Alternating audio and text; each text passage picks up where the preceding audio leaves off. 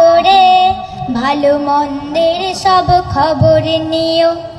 সালাম দিও আগে সালাম দিও, সালাম দিও আগে সালাম দিও, সালাম দিও আগে সালাম দিও, সালাম দিও আগে সালাম দিও। রাস্তায় যদি কারো সাথে দেখা হয় প্রথমেই তাকে তুমি সালাম দিও, তারপর ডান হাতে মুসাফা করে ভালো মন্দের সব খবর নিও। সালাম দিও আগে সালাম দিও, সালাম দিও আগে সালাম দিও, সালাম দিও আগে সালাম দিও, সালাম দিও আগে সালাম দিও। রাস্তায় যদি কারো সাথে দেখা হয় ছোট বড় যেই হোক সালাম দিতে করো না তো কেউ ভুল। প্রথমে সালাম দিতে শিখিয়ে গেছেন আমাদের প্রিয় রাসূল। ছোট বড় যেই হোক সালাম দিতে করো না তো কেউ ভুল। প্রথমে সালাম দিতে শিখিয়ে গেছেন আমাদের প্রিয় রাসূল। যে জন আগে সালাম দিবে সেই তো বেশি সওয়াব পাবে, বলেছেন প্রিয় নবী জেনে নিও। সালাম দিও আগে সালাম দিও, সালাম দিও আগে সালাম দিও, সালাম দিও আগে সালাম দিও, সালাম দিও আগে সালাম দিও। রাস্তায় যদি কারো সাথে দেখা হয় ধনী গরিব কিংবা সাদা কালো সালামে নেই ভেদাভেদ। সালাম মানেই হলো শান্তি যেন মুছে যাবে মনের ক্লেদ। ধনী গরিব কিংবা সাদা কালো সালামে নেই ভেদাভেদ। সালাম মানেই হলো শান্তি যেন মুছে যাবে মনের ক্লেদ। মিটে যাবে রাগ রেশারেশি, বেড়ে যাবে ভালোবাসাবাসি, শত্রু হলেও তার হবে যে প্রিয়।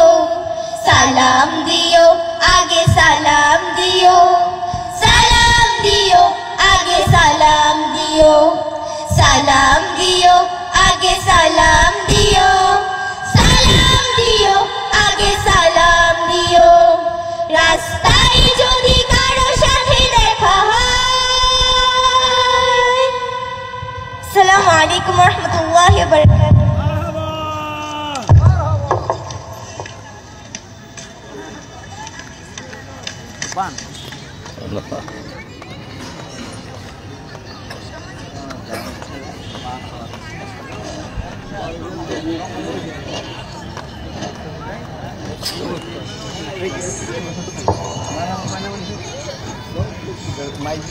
মারহাবা। সম্মানিত শ্রোতা মণ্ডলী, এখন আমাদের সামনে পরিবেশন নিয়ে আসছেন রঙ্গন সাহিত্য সাংস্কৃতিক সংসদ গাজীপুর। পরিবেশনায় রঙ্গন সাহিত্য সাংস্কৃতিক সংসদ গাজীপুর।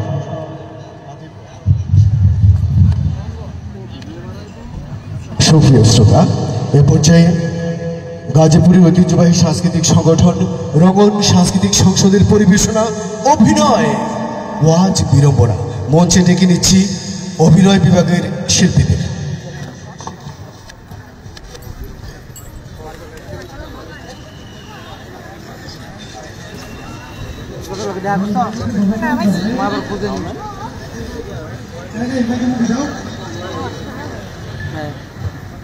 আসসালামু আলাইকুম ওয়া রাহমাতুল্লাহি ওয়া বারাকাতুহু।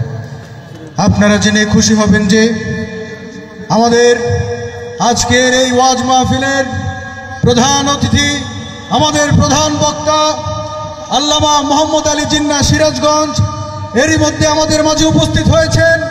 আমরা ওস্তাদকে স্লোগানের সাথে বরণ করে নিব। নারায়ে তাকবীর, নারায়ে তাকবীর,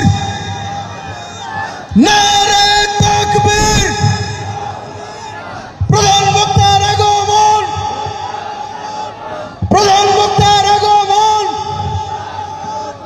নারায়ে তাকবীর। ধন্যবাদ সবাইকে। এ পর্যায়ে আপনাদের সামনে মূল্যবান নসিহত পেশ করবেন আজকের এই ওয়াজ মাহফিলের প্রধান বক্তা আল্লামা মোহাম্মদ আলী জিন্না সিরাজগঞ্জ। প্রিয় বক্তাকে তার নসিহত পেশ করার জন্য অনুরোধ জানাচ্ছি। আসসালামু আলাইকুম ওয়া রাহমাতুল্লাহ। আওয়াজ শুনে মনে হচ্ছে গাজীপুর জাতীয় কবরস্থানে বসে আছি। আপনারা কি মারা গিয়েছেন সবাই? আওয়াজ শুনতে চাই। আসসালামু আলাইকুম ওয়া রাহমাতুল্লাহ। এখানে কি কোরআনের কথাগুলো প্রাণ ভরে বলতে পারবো? আবু জেহেল মার্কা কোনো লোক আছে? লা তাসমাউ লিহাযাল কুরআন, কোরআন শুনো না, বরং যেখানে কোরআনের আলোচনা হয় সেইখানে গিয়ে হট্টগোল করো, এই শ্রেণীর লোক আছে? প্রাণ ভরে ওয়াজ করতে পারবো তো? আপনারা আমার সাথে আছেন? আলহামদুলিল্লাহ, আলহামদুলিল্লাহ নাহমাদুহু ওয়া নাস্তাঈনুহু ওয়া নাস্তাগফিরুহু ওয়া নাউযু বিল্লাহি মিন শুরুরি আনফুসিনা ওয়া মিন সাইয়্যাতি আমালিনা। من يهد الله فلا مضل له ومن يضلل فلا هادي له বিশেষ অতিথির আগমন, বিশেষ অতিথির আগমন, বিশেষ অতিথির আগমন। আপনারা জেনে খুশি হবেন যে আমাদের মাঝে উপস্থিত হয়েছেন আমাদের উক্ত এলাকার মেম্বার সাহেব, আমাদের মেহেদী হাসান সিরাজ। জি বসুন। জি হুজুর, আপনি শুরু করেন। আমার ভাইয়া, আমি যেই কথাটি বলতে চেয়েছিলাম, আমাদের এই সমাজের মধ্যে এক শ্রেণীর লোক পাওয়া যায়, যে শ্রেণীর লোকগুলো ফজরের নামাজ নাই, জহরের নামাজ নাই, আসরের নামাজ নাই, মাগরিবের নামাজ নাই, এশার নামাজ তো জীবনে পড়ে না। এই শ্রেণীর লোকগুলো শুক্রবারে জুমার নামাজের যেদিন আজান হয়ে যায় সেই দিন তাড়াতাড়ি করে গোসল করে সাদা একটা পাঞ্জাবি পরে কালো একটা কোটি তার উপর লাগায়া বিড়ির গন্ধ দূর করার জন্য আতর গোলাপ লাগাইয়া মানুষগুলোকে ডিঙ্গিয়া ডিঙ্গিয়া তারপরে সামনে গিয়ে বড় বড় গলায় কথা বলে, ঠিক কিনা? বক্তা রেখে নিয়ে এসে উস্কানিমূলক বক্তব্য দেওয়ার জন্য এগুলি বন্ধ করো। উস্কানিমূলক বক্তব্য এগুলি বন্ধ করো। আপনি চাইতেন না, এটা উস্কানিমূলক বক্তব্য না তো। না মানে এটা কি, ওই যে সবার শেষে গিয়া এই মানুষগুলি ডিঙ্গায় ডিঙ্গায় সামনের কাতারে বসে, এগুলো তো খোঁচা মারা কথা। আর বলবেন, আর বলবেন। বক্তা ওয়াজ করবে জান্নাত জাহান্নামের কথা, মক্কা মদিনার কথা, উনি তো দেখি খোঁচা মারা কথা বলে। হ্যাঁ, এরকম হলে কিন্তু চলবে না। ঠিক আছে, আপনি শান্ত হয়ে বসে। জি হুজুর, আপনি শুরু। আমার ভাইরা, যেই কথাগুলো বলতেছিলাম, এই গেল এক শ্রেণী। আমাদের সমাজে আরো এক শ্রেণীর লোক পাওয়া যায় যারা শুক্রবার ঈদের নামাজ কোনো একটা নামাজ জীবনে পড়ে না, কিন্তু সমাজের যখন কোনো মানুষ মারা যায় সেই সময় বড় বড় গলায় কথা বলার জন্য মানুষকে ঘন্টার পর ঘন্টা রোদের উপর খাড়া করিয়ে দাঁড় করিয়ে তারপরে রাজনৈতিক কথা বলে। কথা বলুন, ঠিক কিনা? প্রধান অতিথির আগমন, প্রধান অতিথির আগমন। আপনারা জেনে খুশি হবেন যে আমাদের মাঝে উপস্থিত হয়েছেন উক্ত এলাকার তিনবার অটো পাসওয়ালা কাউন্সিলর নাজির আহমেদ সরকার। জি, আমরা আমার বক্তব্যে ফিরে যাব। আপনাদের মেহমান শেষ, কথা বলতে পারবো? আমার ভাইরা, যেই কথা বলতেছিলাম, দ্বিতীয় আরো একটি শ্রেণীর লোক, এইবার আরো একটি শ্রেণীর লোক পাওয়া যায় যেই মানুষগুলো সারা জীবনে খিচুড়ি বিরিয়ানি প্যাকেট প্যাকেট বিলিয়ে কোনো লোক পায় না। কোরআনের মাফ দুঃখিত হুজুর, আমাদের প্রধান অতিথির একটু তাড়া থাকার কারণে উনি সংক্ষিপ্তভাবে 2 মিনিট একটু আপনাদের সামনে কথা বলে যাবেন। জি, আসসালামু আলাইকুম, বিসমিল্লাহির রহমানির রহিম। সুপ্রিয় দেশবাসী, আপনারা জেনে আনন্দিত হবেন আমি 3বার অটো নির্বাচিত হয়েছি। এই বছর আবার যেভাবে অটো নির্বাচিত হওয়া যায় সেই পায়তারা করছি। গত বছর ওয়াদা করেছিলাম যে আপনাদের প্রত্যেকের বাড়িতে টিউবওয়েল দিতে পারি নাই, তবে এই বছর যদি কোনো অটো পাস করতে পারি তাহলে আর টিউবওয়েলের অপেক্ষা করতে হবে না, প্রত্যেকের বাড়িতে একটি করে টিউবওয়েল স্থাপন করে দিব। তবে সবাই ভালো থাকেন, আমার আরো প্রোগ্রাম আছে, সেই প্রোগ্রামে আমার যেতে হবে। আপনাদের সবার জন্য শুভকামনা রইল। আগামী বছর আবার যাতে আমি অটো নির্বাচিত হতে পারি সেজন্য সবাই দোয়া করবেন। আসসালামু আলাইকুম।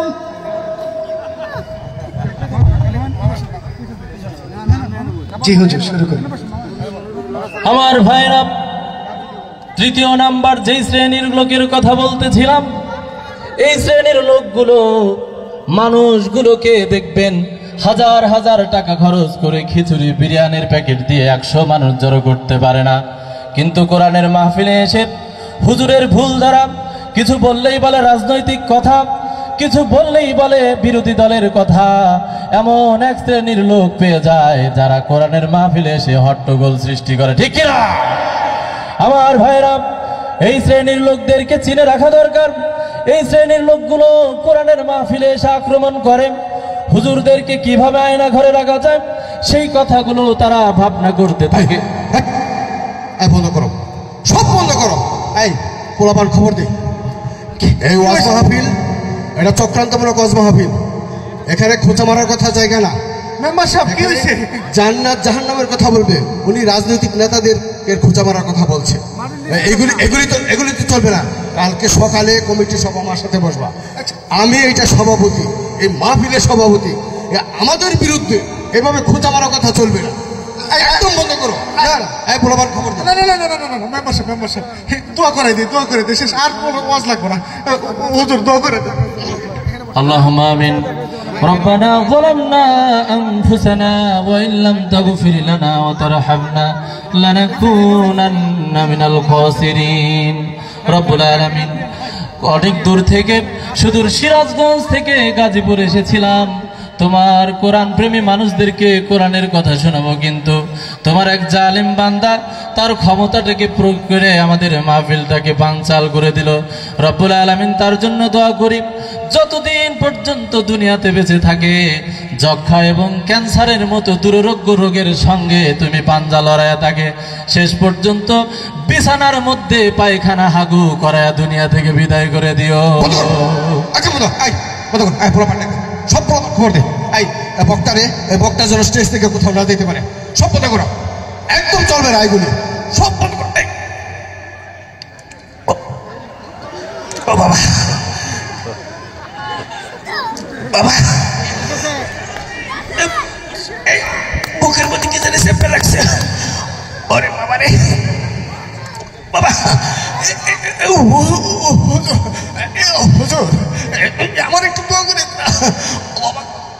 এখন দোয়া, অ্যাম্বুলেন্স খবর দে। না না না, পোলাপান খবর দে, পোলাপান কিছুতেই কাজ হবে না। আর এখন হুজুরটি আর কাজ হবে না, আমি যাই তাহলে। না না, আমি যাই। কোরআনের সাথে আর বেয়াদবি করা হবে? কোরআনের মাহফিলে এসে আর ভুল ধরা হবে? হ্যাঁ, জীবনে আর এরকম হবে? আল্লাহর কাছে মাফ চান, তওবা করতে হবে, আস্তাগফিরুল্লাহ পাঠ করে ফেলেন। হ্যাঁ,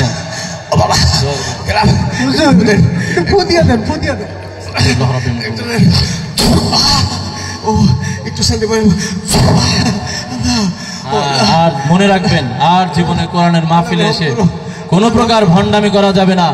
প্রিয় ভাই সব, কোরআনের মাহফিলে এসে নতুন করে কোন জাতি যদি আমাদেরকে এরকম উচ্ছৃঙ্খল করতে চায়, আমরা সেই জাতিকে জুতা দিয়ে সাইজ করে দিতে চাই।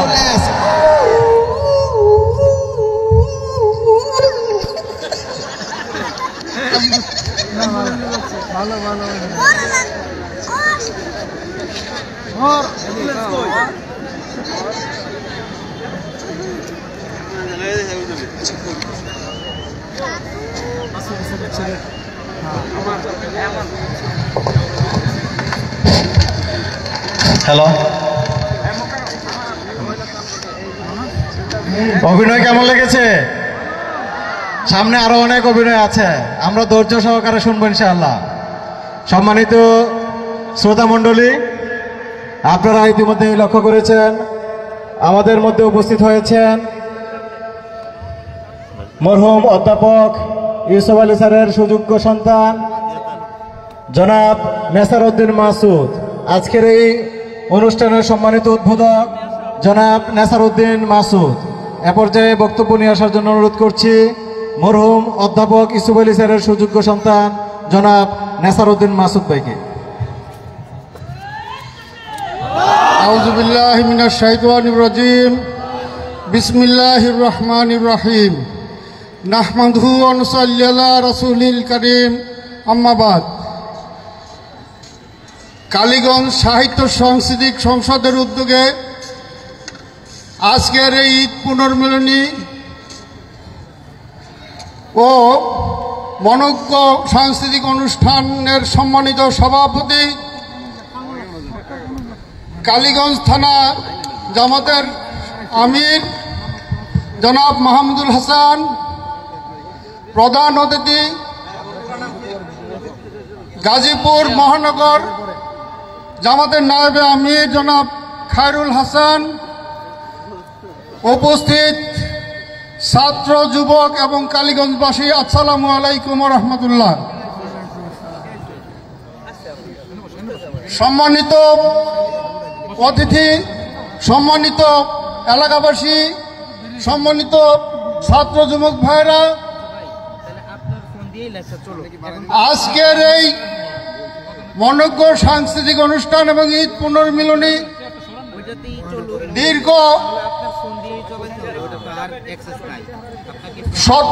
15, 16, 17 বছর কিংবা তারও পরে আমরা এখানে করতে পারছি।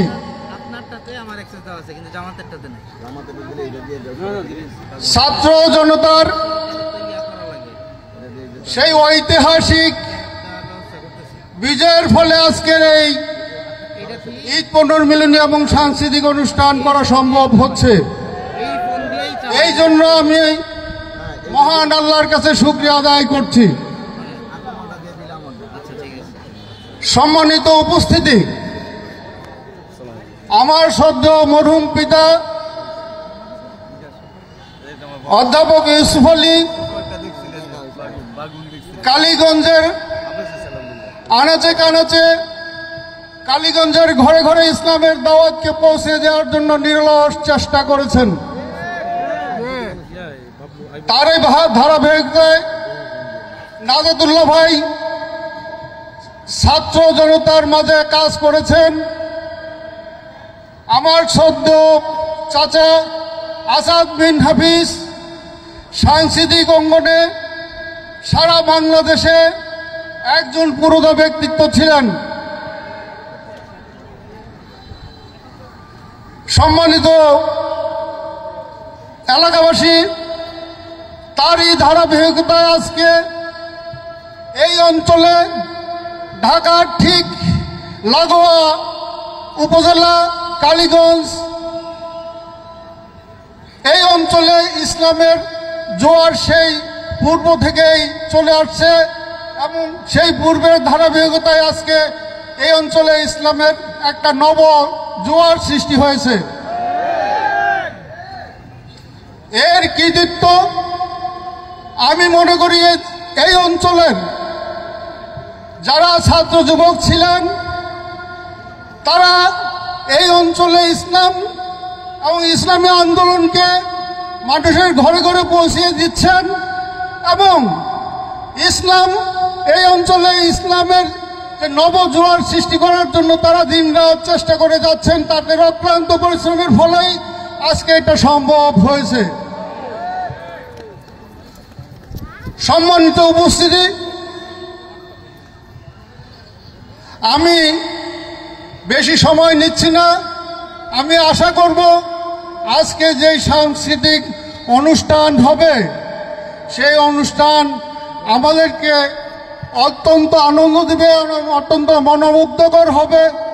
আমি আশা করি আপনারা এই অনুষ্ঠানের শেষ পর্যন্ত থাকবেন এবং এই অঞ্চলের ইসলামী আন্দোলন, ইসলামের দাওয়াতকে ঘরে ঘরে পৌঁছে দেওয়ার জন্য আপনারা আপ্রাণ চেষ্টা করে যাবেন। এই আহ্বান রেখেই আমি আমার সংক্ষিপ্ত বক্তব্য শেষ করছি এবং আজকের অনুষ্ঠানের উদ্বোধন ঘোষণা করছি। আল্লাহ হাফেজ।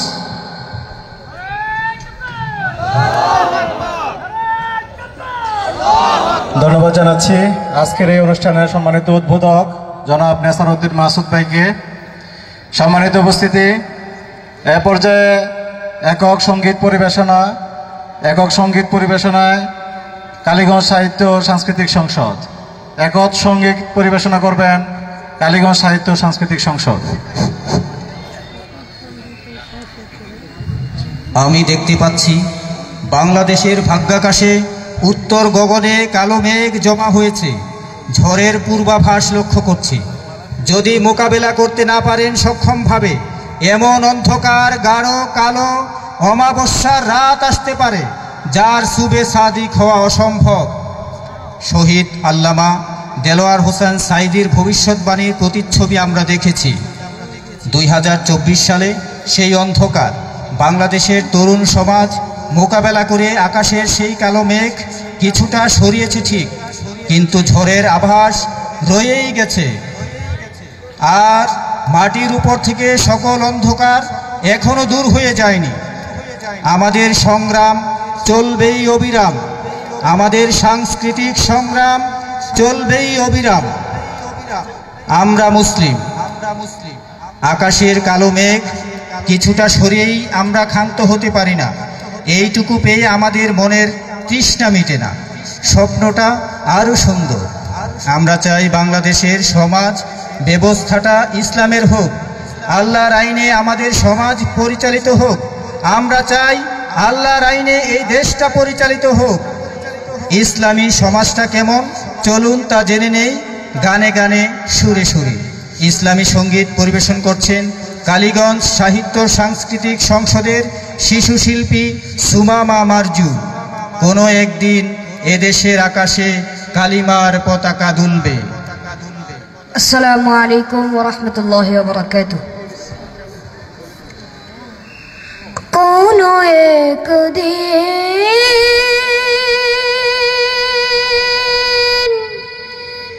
এদেশের আকাশে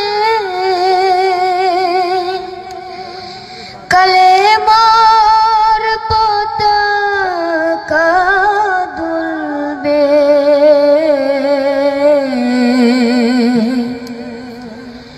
সেদিন সবাই খোদাই বিধান পেয়ে দুঃখ বেদনা ভুলবে। সেদিন সবাই খোদাই বিধান পেয়ে দুঃখ বেদনা ভুলবে। কোনো একদিন এদেশের আকাশে কালেমার পতাকা দুলবে। সেদিন সবাই খোদাই বিধান পেয়ে দুঃখ বেদনা ভুলবে।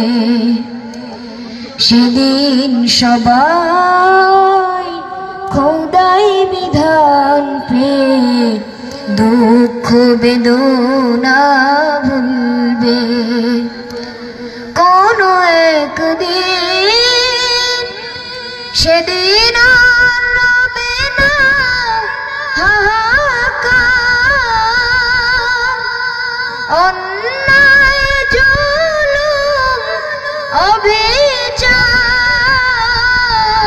অবিচার সেদিন আর রবে না হাহাকার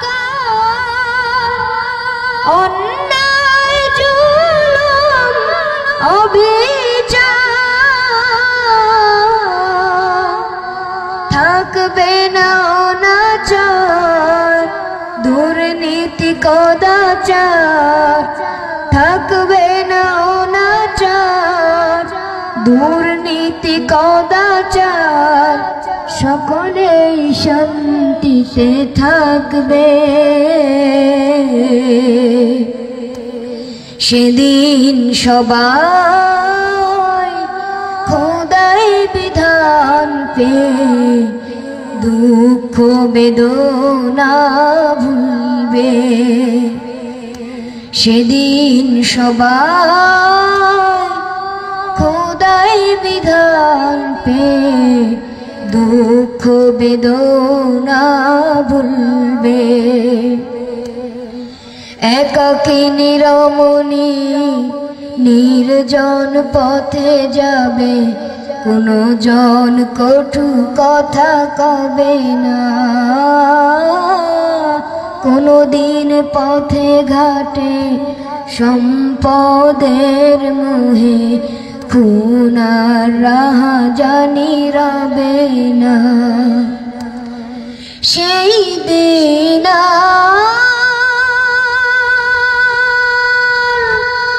নয় বেশি দূরে সেই দিন নয় বেশি দূরে আর কিছু পথ গেলে মিলবে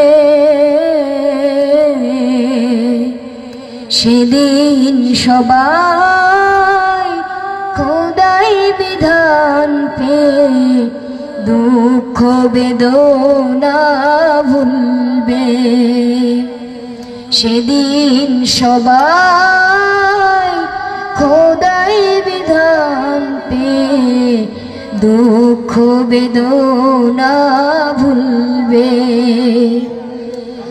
অশান্তির কুপানলে মরিস না ধুকে ধুকে আয় তোরা দিকে দিকে ছুটে আয় যতদিন দূরে যাবে ততদিন পিছে রবে শান্তি আসিতে এই দুনিয়ায় খোদার আইন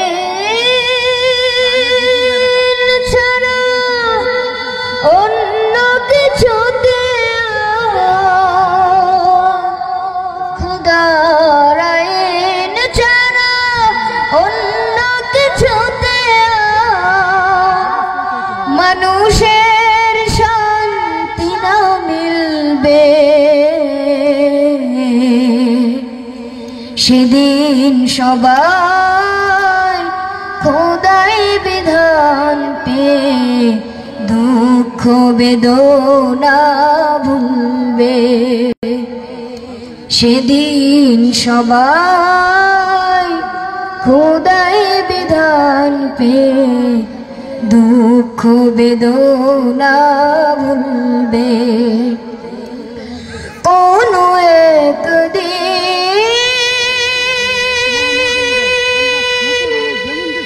এদেশের আকাশে কালেমার পতাকা দুলবে সেদিন সবাই খোদাই বিধান পেয়ে দুঃখ বেদনা ভুলবে আসসালামু আলাইকুম ওয়া রাহমাতুল্লাহি ওয়া বারাকাতুহু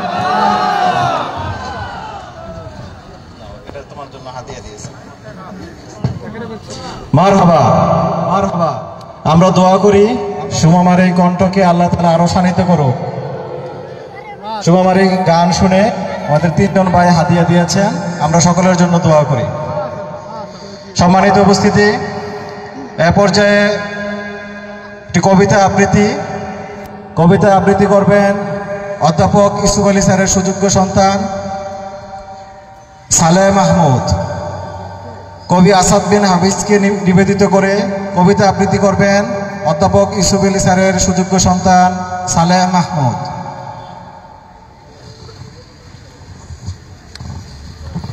আসসালামু আলাইকুম। আজকের এই আনন্দঘন পরিবেশে আপনাদের হৃদয়কে সিক্ত করে দিতে এসেছি। কবি আসাদ বিন হাফিজের লাশকে নিয়ে আমি এসেছিলাম, তারপর তাকে নিয়ে একটা দীর্ঘ কবিতা লিখেছি। সেই কবিতাটি দিয়ে আপনাদের চোখ ভিজিয়ে দিতে আমি এসেছি। পড়ছি কবিতাটি। তোমার আরশের ছায়ায় তাকে তুলে নাও, লাশবাহী ফ্রিজিং গাড়িতে নিশ্চিন্তে ঘুমিয়ে আছেন কবি। গাড়ি চলতে শুরু করলে আমার হঠাৎ মনে হলো শীত লাগবে তো তার, ঠান্ডায় জমে যাবেন তো তিনি। ড্রাইভারকে বললাম, ভাই একটু সাইড করেন, কবিকে দেখবো একবার সব ঠিক আছে কিনা।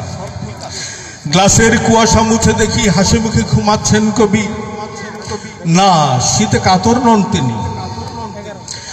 একটি অনিবার্য বিপ্লবের ইশতেহার ঘোষণার পর যেমন দৃপ্ত ভঙ্গিতে জনতার দিকে সীমাহীন আশা নিয়ে তাকিয়েছিলেন, ঠিক তেমনি পরিতৃপ্তি নিয়ে নিশ্চিন্তে ঘুমাচ্ছেন প্রভু ভাগ্য এক অসম সাহসী যোদ্ধা।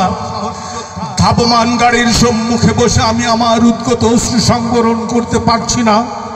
হঠাৎ মনে হলো তিনি ডেকে বলছেন, মাহমুদ কাঁদিস না রে বাপ, তুইও না করবি। আরে তুই আর আমি এই শেষবেলাটা গায়ে কাটিয়ে দিই। এই সংসারে তুই আর আমি ছাড়া সবাই তো শহুরে নবাব। আমি তো শহরে আমার কোনো ঠাঁই নিশ্চিত করিনি। আয় তুই আর আমি মিলে গড়ে তুলি সবুজ কুটি। একটা ছোট্ট রিসোর্টের স্বপ্ন দেখতেন তিনি, যেখানে শহর থেকে ফিরে নিশ্চিন্তে বিশ্রাম নেব আমরা।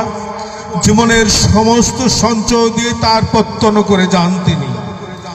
একটা ছোট্ট আবাসও তৈরি করলেন।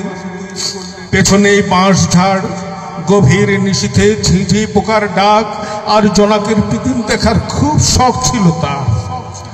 খুব শখ ছিল জুঁই ফুলের কাছে গন্ধে মাতাল হবেন তিনি। মাথার উপর ঝুলে থাকা থোকা থোকা আঙ্গুর ছেড়ে খাবেন আর বিলাবেন অকাতরে। মাচার সবজি আর বাগানের ফলমূলে ভরে তুলবেন ঘর। হাত বাড়িয়ে পারবেন মিষ্টি কামরাঙা, লেবু, আম, কাঁঠালের মৌতাতে মেতে উঠবেন তিনি। কিছুই হলো না আর ফিরে পাওয়া গায়ের সৌরভ, অথচ তিনি ফিরছেন গায়ে। লাশবাহী ফ্রিজিং গাড়িতে নিশ্চিন্তে ঘুমে ঘুমে যাচ্ছেন তিনি। ঘোড়াশাল ব্রিজের নিচের চায়ের দোকানে জড়ো হওয়া কবি ভক্ত একদল মানুষ আমাদের ঘিরে ধরলেন। কাঁচের কুয়াশা সরিয়ে তারাও শেষবার দেখে নিলেন কবিকে। এখানে গাড়ি থামিয়ে কতবার খাঁটি গরুর দুধের চা খেয়েছি কবি সহ, সেসব মনে পড়তেই মনটা আবারও ভার হয়ে গেল। সাইরেন বাজিয়ে ছুটে চলল গাড়ি। অবশেষে তিনি আপন নিবাসে পৌঁছলেন। তার কল্পনার রিসোর্টে কিছুক্ষণ বিশ্রাম নেওয়ার পর অপেক্ষমান ফেরেশতাদের অপেক্ষার পালা শেষ হলো। তার জন্য নির্ধারিত ছোট্ট কক্ষে শুইয়ে দেয়া হলো তাকে।